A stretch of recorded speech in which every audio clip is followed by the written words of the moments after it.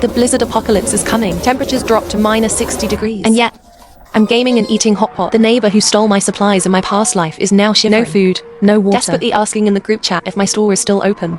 I recorded a video and posted it in the owner's group. Hot pot in the snow feels amazing.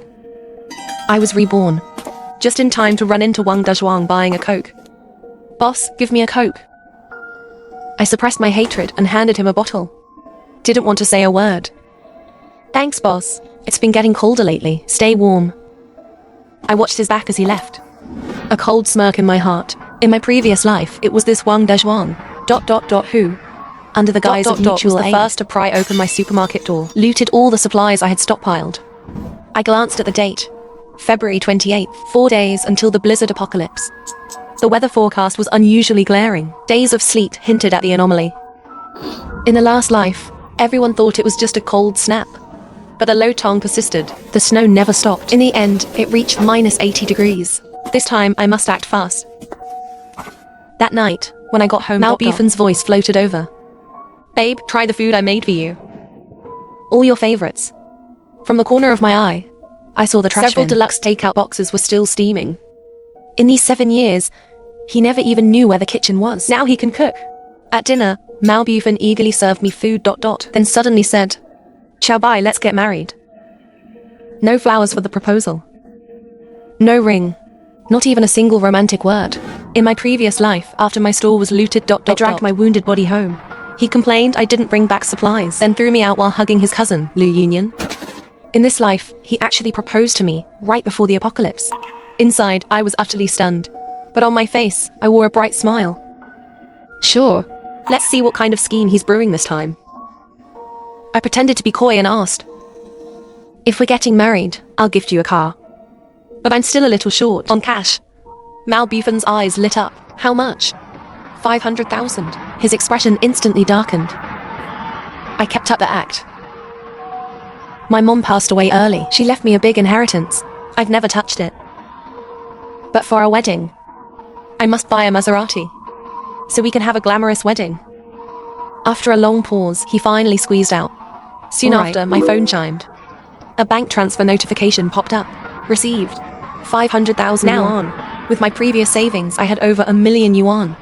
The apocalypse is coming. This money is enough to stock an entire room with supplies. I'll be living comfortably through the winter. 3 days left until the blizzard apocalypse. Early morning, I arrived at the supermarket. Behind the counter was a door leading to the basement. When I was a kid, my mom told me that before fridges existed, this place was a natural ice cellar. Perfect for storage. I opened the wooden door. A wave of cold air hit me. I shone my flashlight around.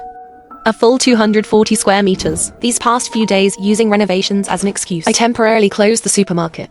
I contacted a renovation company, asked the workers to insulate everything. The store, the basement, both inside and out, with top quality soundproofing and insulation. I also specifically instructed the basement's ventilation ducts had to be greatly extended. When the extreme cold apocalypse arrives, snow will seal the doors. I'll rely on airflow from here. And the doors and windows, I demanded full reinforcement. The glass had to be upgraded to military-grade bulletproof. The scene of those beasts breaking down my door in the last life. I'll never forget it in this lifetime. The supermarket entrance must have the highest level of anti-theft security. It even needed advanced tech. A 360-degree solar-powered surveillance camera with 0 blind spots. I want to see who still dares to target my supermarket this time. Having powers really makes things easier. 5 top-tier renovation workers managed to compress a 3-day job ... into a single day. That speed was absolutely insane. At night, I didn't want to see Malbufen again. So I decided to just crash on the folding bed in the convenience store. I took stock of the supplies in my supermarket. Instant noodles, snacks, daily necessities, oil, salt, sauces, toilet paper, pretty much everything for daily life was there. If it weren't for those neighbors looting me last life, I wouldn't have ended up so miserable. Normally by February, it would already be warming up. But this year's freak weather, ... dropped temperatures to -5 degrees unusually early. It made people shiver non-stop. Still, my supermarket and basement were completely revamped, just waiting for the supplies to arrive. Before bed, Malbufen kept bombarding me on WeChat, asking non-stop why I wasn't coming home. He even said his cousin Liu Ryan came to visit Young City and would be staying at our place. Like I had the patience to deal with that. 2 days left until the blizzard apocalypse. As soon as I woke up, I drove my usual supermarket supply van straight to the largest wholesale market. First, I booked 10 of the last remaining down comforters. one 2-meter wide large bed, and 2 double-door refrigerators. All moved into the basement shelter. Then I bought 200 kilograms of diesel and 10 diesel generators. These things are hard currency in an apocalypse. Only with electricity can you maintain basic quality of life. I also added 500 solid alcohol blocks, 500 lighters, and 50 boxes of heat packs. These are all lifesavers for heating. The more, the better. Alright, and cat litter too. But it's not for a cat. In extreme cold, even going to the bathroom is a problem. 600 pounds of cat litter should last me a while. As for food, I bought 100 pounds of potatoes, 50 pounds of cabbage, and a variety of other easily stored vegetables. 100 pounds of each kind. I also bought 50 pounds of cured sausages and smoked meat. Hearty dishes that can keep well. At the market, I even reserved 300 dumplings, 150 with pork and corn filling, and 150 with shrimp and being able to eat hot dumplings in the apocalypse. That's basically heavenly luxury. To avoid drawing attention, I deliberately made multiple trips and bought things from various places. However, just as I was choosing the last few items, a familiar figure appeared, my dear cousin, Lou Ryan. Her cart was packed with rice and flour, instant noodles, bottled water, and her hands clutched piles of toilet paper. My heart skipped a beat. She's stockpiling too. Don't tell me ... she's been reborn too. Ryan? What are you doing in the supermarket? Her eyes darted. She looked flustered. Cousin, I came to Young City for a trip. Staying at your place feels a bit awkward. Just wanted to grab some things. That's way too suspicious. The old Lou Ryan only knew how to freeload. She never bought anything herself. I didn't question her further, just silently sped up my shopping spree. Back at the supermarket, after organizing all the supplies, I was totally wiped out. But still, as I lay on my 2-meter wide bed in the basement, surrounded by piles and piles of supplies, it all felt so worth it. Just as I was about to rest, a string of messages suddenly came through on my phone. Baby, didn't we agree to register our marriage today? Baby, reply to me quickly. Where the hell are you? You're not even coming home. Do you have someone else out there? I casually replied, out buying you a Maserati. March 3rd to first day left until the blizzard apocalypse. I suddenly jolted awake right after getting up. My thick clothes were still at home. I had to go back and pack. So I turned on the smart door lock surveillance. Wanted to check when they'd leave. But on the screen, Mal Buffen and Lou Ryan were hugging each other.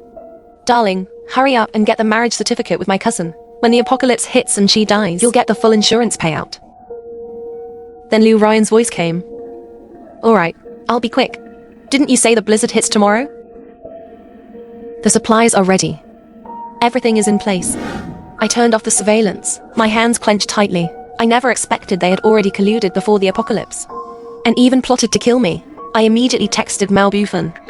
See you at the Civil Affairs Bureau. After we registered, outside the bureau, I deliberately acted all sweet and cuddly with him, putting on a display of happiness. Out of the corner of my eye, her face had turned green with rage. Soon after, they made an excuse to leave. I figured they were heading to the insurance company. I rushed home quickly, packed up my clothes and essentials. But I didn't leave right away. Instead, from a hidden spot, I installed several pinhole cameras. Before I left, I wanted to see under the extreme cold what tricks they'd still try to pull. Day 1 of the deep freeze. The temperature suddenly dropped to -10. The world outside was blanketed in white. I quickly checked the windows, doors, and vents. Everything was working fine. The basement temperature was stable at around 18 degrees Celsius, so I blocked Mal Buffen. Dozens of missed calls from unknown numbers appeared on my phone. Someone's already getting desperate this fast. I casually tapped open the hidden pinhole cameras at home. On screen, Lou Ryan and Mal Buffen were shivering from the cold, huddled together for warmth. Then Lou Ryan's voice came through. As long as we do what we did last life, kick Xiao Bai out and let her freeze to death. Hold on for 3 months. The house, the supermarket, and all the money her mom left behind will be ours. Mal Buffen echoed. You're so smart. We have to endure. Disgusting. I shut off the surveillance feed, calculating in my mind if what Lou Ryan said is true. That the apocalyptic cold only lasts 3 months, then all the supplies I stocked are enough for me to live comfortably through it. Maybe even longer. I turned around and made a pot of sausage rice, just about to dig in, when my phone started ringing non-stop. I checked it. It was the supermarket delivery group, full of urgent purchase requests from community residents. Boss, send 5 boxes of instant 10 boxes of bottled water to Building 9, Unit 901 ASAP. Boss, it's already been an hour. Why haven't the 5 boxes of noodles arrived yet? If you don't send them soon, I'm filing a complaint. I recalled my past life. It was also this day when I realized the snow wasn't normal. I started warning everyone to stock up on supplies. Braving sub-zero winds, I ran through the entire neighborhood, delivering goods door to door, house by house. Also, people could have a better chance at surviving. And yet, what happened? Every one of them became greedy. That guy Dashwang even led a bunch of neighbors to loot my store, completely cleaned me out, and had the nerve to call it community mutual aid. It's already the apocalypse. Why are we still talking about money? It was only then I understood. In extreme conditions, human nature is the scariest thing, I simply replied. Too cold. The supermarket is temporarily closed during the blackout. Everyone figure it out yourselves. Just then, Dashwang jumped out again yelling, "What's there to be afraid of? When the end really comes, we'll just take everything at a 100% discount." Even though he deleted the message quickly, I still saw those words. 0 yuan purchase. I looked at the reinforced supermarket doors. Let's see how you'll purchase for 0. Day 7 of the frozen apocalypse. The temperature plunged straight to minus 30 degrees Celsius. I basked in my space heater with utter satisfaction. After eating and drinking my fill, I laid back on the sofa and watched the apocalypse unfold like a drama on my home surveillance screen. Liu Ryan and Mao Bufan were frantically searching for something, but after turning the entire coffee table upside down, they still couldn't find it. Mao Bufan grew more and more annoyed and made a phone call. At the same time, my phone started ringing too. On the other end, his voice was trembling from the cold. "Where are you? Come back now. The remote control is missing. Hurry and buy a new one." I had long tampered with the windows and doors on the 18th floor. Air leaked through every crack. There was no way to keep the cold out. As for me, I was leisurely playing with the air conditioner remote in my hand. When I packed earlier, I casually took it with me. I snapped a photo and sent it to him, with a single message attached. "You mean this remote? 100,000 yuan each. No money, no talk." Mao Bufan instantly lost it. "What the hell do you mean? 100,000? Why don't you go rob a bank? You and Ryan are so close. Can't bear to see her suffer, right? Number 1, oh okay, no remote." I hung up the phone immediately. And man, it felt amazing. That stingy jerk Mao Bufan would never willingly spend money. But once the cold becomes unbearable, he'll come crawling and begging. And there he is, asking the owners group for a spare remote. No one responded. A few days later, the temperature dropped even more, down to minus 40 degrees Celsius. Desperate and out of options, Mao Bufan finally lowered his pride and begged to buy the remote. I opened a small window through the reinforced door, told him to pay first, shivering all over. He obediently transferred 100,000 yuan. Out of kindness, I sold him the remote for 100k, but he went ballistic and cursed me out. The remote has no batteries. Well, you didn't ask. Batteries are 10,000 each. How wonderful, earned 120,000 from that scumbag so easily. I headed back to the basement for a proper meal. Potatoes, enoki mushrooms, fatty beef slices, and some sausage. Kasuri hot pot with spicy broth, bubbling and boiling. The aroma was absolutely tantalizing. Good food shouldn't be enjoyed alone. I called Mao Bufan on video chat. That jerk was smiling like a fool, thinking I'd softened up and was letting them into the store. I grinned wickedly and switched to the rear camera, showing the steaming hot pot in front of me. I gave them a full 360-degree live tour of the feast. On camera, Mao Bufan and Liu Ryan were drooling with hunger. They pitifully begged me, "Xiaobai, please, let us into the store ... We're cold and starving. For the sake of our past relationship, please forgive me ... Xiaobai, you can't just let me freeze to death." Liu Ryan also nodded beside him, trying to act pitiful. I said one word, "Get lost." Then hung up right after. Finally, peace. I picked up a slice of beef tripe, dipped it in sesame oil and garlic, bit into it. The spicy, rich flavor exploded in my mouth. I closed my eyes in bliss. I didn't expect that scumbag Mao Bufan to be so sneaky. He secretly took photos of me eating hot pot and posted them in the community group. A group chat immediately exploded with outrage, calling me selfish, heartless, unwilling to save lives, all kinds of nasty moral grandstanding. I simply posted the hot pot video into the group with one caption: "Eating hot pot on a snowy day feels amazing." That stirred the group up even more. Let them say whatever. I was wearing headphones. Couldn't hear a thing. I laid back comfortably and went to sleep. Suddenly, I heard loud banging from upstairs at the supermarket entrance. I bundled up and went to check. To my surprise, a huge crowd had gathered outside.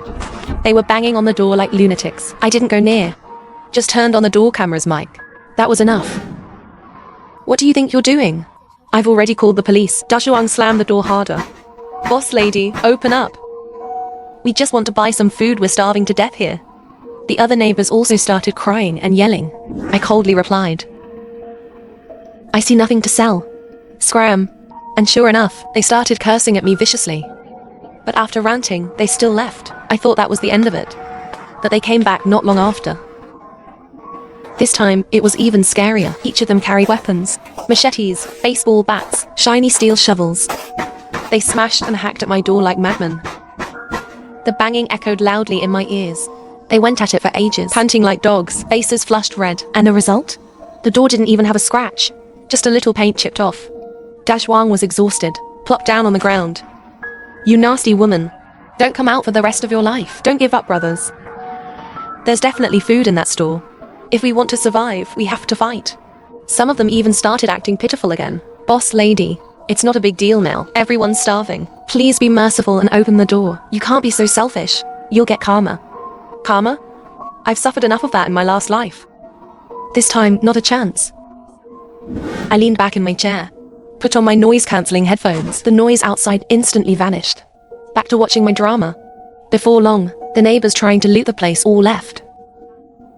Looks like that's all they've got. Back in the basement, I habitually turned on the surveillance feed, wanted to check out the miserable state of those two upstairs. And they didn't disappoint me. On camera, they were, shivering in the corner, wrapped in layers of tattered blankets, empty snack wrappers all over the floor. Clearly they've been looted. Serves them right. That's what you get for showing off in the group chat. Well, now look, someone cleaned you out. Liu Ryan's really dumb in this life. Only knows how to hoard food. Doesn't know the higher the floor, the colder it gets. Doesn't know while others hoard food. Didn't reinforce the house. You're just asking to get robbed. This is just the appetizer. Then Liu Ryan stuck out a hand from under the ragged blanket.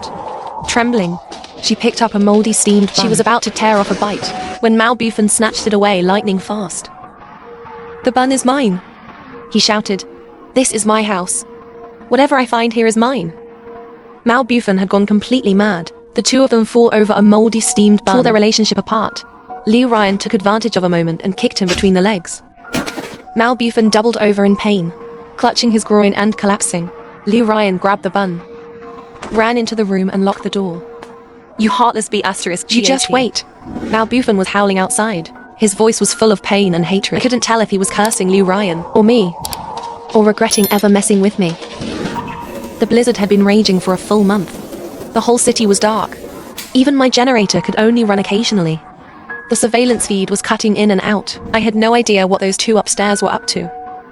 The news said there were still many volunteers out rescuing in the snowstorm. Support teams were rushing everywhere. Power workers were fixing lines in -60 degrees. Doctors saving lives in shelters. I was just scrolling on my phone, but something felt off with the basement air. Stuffy, with a faint, earthy, moldy smell, made me feel uneasy. If the basement ventilation was broken, it would be dangerous over time. I frowned. That earthy smell really didn't seem right. Could the neighbors be up to something again? They couldn't get into the supermarket before. Maybe now they were targeting my vents. I quickly bundled up in my down jacket and turned on the store surveillance for a close check. Zoomed in specifically on the vent area, confirmed nothing was moving outside. Only then did I carefully push open the heavy security door. A gust of icy snow mixed with shards of ice rushed in. The chill made me tremble. I ducked low and quickly scanned the surroundings. Everything was blanketed in white, like the world was covered in a massive white sheet. Eerily quiet. I was focused on the snow, when suddenly, I heard a faint meowing sound. Meow, meow, meow. Where could a cat come from in this weather? I held my breath. Meow. It really was a cat. There's actually a cat alive in this hellscape. In the snow pit by the wall was a ragged little mess, some old cloth and dead grass barely blocking the wind. Inside was a small, furry bundle curled up tight. My heart softened. I gently brushed off the snow, and a half-frozen kitten poked its head out. Its messy, tawny fur was all matted, only about the size of a palm, so skinny its bones were poking out. It was on the verge of death. I quickly cupped it gently in my hands. Little one, how did you end up here? Back in the warm basement. The kitten slowly came back to life. It blinked its wet amber eyes slightly, then weakly closed them again. I wiped the blood and snow off its body with a towel, and brought some warm milk to its lips. Its nose twitched. Then it began to slowly lick the milk, seeing it scarf it down like a starving ghost. My nose stung with emotion. In this apocalypse, it's already hard enough for humans to survive, let alone a little cat. From now on, you'll stay with me. Let's give you a name. I'll call you Little Tiger. The kitten let out a soft meow. A few days later, suddenly, the power came back. I quickly turned on the air conditioning and space heater. My frozen body slowly warmed up. I cooked a bowl of steaming hot noodles. As I ate, I opened the surveillance feed. The 18th floor had become a giant icebox. There wasn't a soul on camera. Yunyan and Mao Bufan. They must have frozen solid. I curled my lip and opened the community group chat. People were talking about them. Someone said they saw a couple go out scavenging for food, tried to rob someone, but got thrown out by a strong guy from one apartment. They froze to death. Justice. People like that deserve to die. Heard they were even biting each other before they died. The man tried to snatch the last piece of moldy bread from the woman. He pushed her down the stairs, but also broke his leg and couldn't get back up. I was thrilled. Last life, they teamed up to freeze me to death. This life, they turned on each other and tore themselves apart. Truly divine justice. I was just about to close the group when a new message suddenly popped up. Did you hear the news? All those people who tried to break down the supermarket door are dead. What happened? They teamed up and went to raid the neighboring community, but ran into a group even more ruthless. Wiped out completely. Serves them right. They were looting everywhere back then. My stuff got taken too. As I read the messages in the group chat, I was grinning from ear to ear. These were the exact people who led the raid on my supplies in the last life. This time, they died even earlier than I did. Poetic justice. In the 3rd month, the blizzard finally stopped. In the 4th month, the temperature began to rise. The world, frozen solid, began to thaw. By the 5th month, the apocalyptic winter had ended. My supermarket could finally reopen. I looked down at my feet and realized I'd picked up a little tail little tiger.